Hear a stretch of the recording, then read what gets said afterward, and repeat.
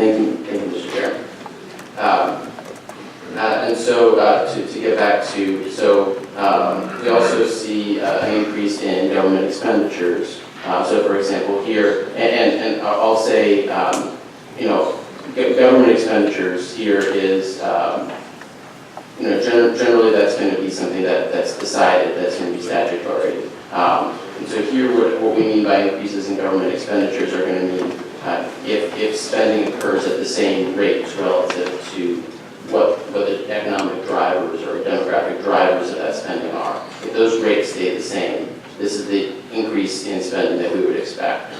And so here we see, as a result of the increase in population, and again earlier I mentioned, for example, the increase in school-age population would contribute to an increase in K-12 spending, or an increase in general population would drive an increase, for example, in health and human services or the justice system. So here we would see, as a result of these demographic and economic changes, we would see, we would expect to see some increase in government expenditures that come as a result. And so here, on average, that would be about $5 million or so per year. So this next slide, I think we basically covered. So we'd be happy to provide these slides to the task force for perusal. The rest of these scenarios are structured in exactly the same way, and they largely are taken out of the fiscal notes that we provided here. This has covered here.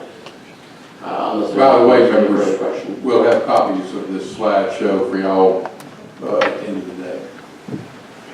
Go ahead. Thank you, Mr. Chair. And now I do want to move on to scenario 2. And so this is going to be the same blended approach. So some cuts to, sort of some increases to disposable income and some decreases to business costs. But now we're going to be incorporating a corresponding decrease in expenditures to, at least in a static sense, balance the budget with a $180 million decrease in revenues and a $180 million decrease in general government spending in the state. We'll stop you there. Senator Dismayne.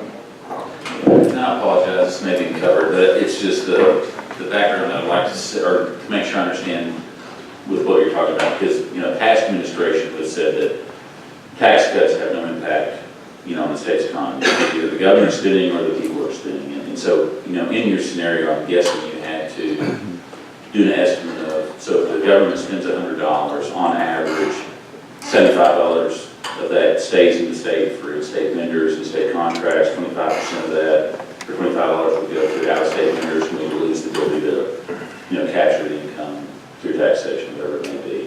Same true for, the individual on their, income that they now have to spend. So if we give them $100, do they spend $75 of that in the state, $25 out of state?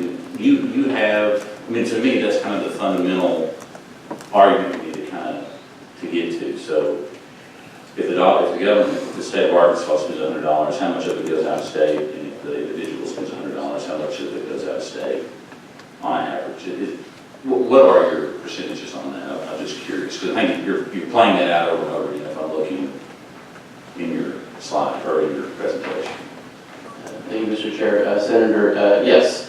So I don't have those numbers handy. I'd be happy to provide them after. Yeah, I'd like to know what the estimate is and kind of how it's derived, because I think it'll play into, or it should play into whatever decision you make. Of course, but yes, that is taken into account through the modeling process. Okay, all right, thanks.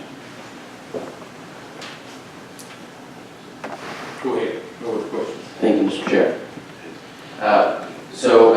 And again, I think maybe these slides should be reversed. But again, the first thing I want to look at with this second scenario, with this balanced budget scenario, is to show the by bracket income tax revenue impacts. And so here, as we'll see, there's going to be an overall decrease in total employment. In this case, most of that's going to come from the government sector as a result of the decrease in government spending. And that decrease is going to generate a decrease in total personal income in the state.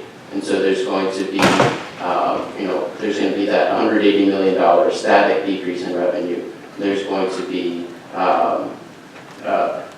in this case, somewhat more of a decrease in revenue, at least in terms of the income taxes.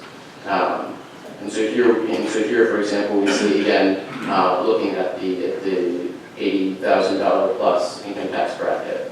That would be, for example, decline of about $1.1 million in additional losses in revenue that come from this decline in government jobs. And here we can see, kind of, again, bracket by bracket, what are the impacts.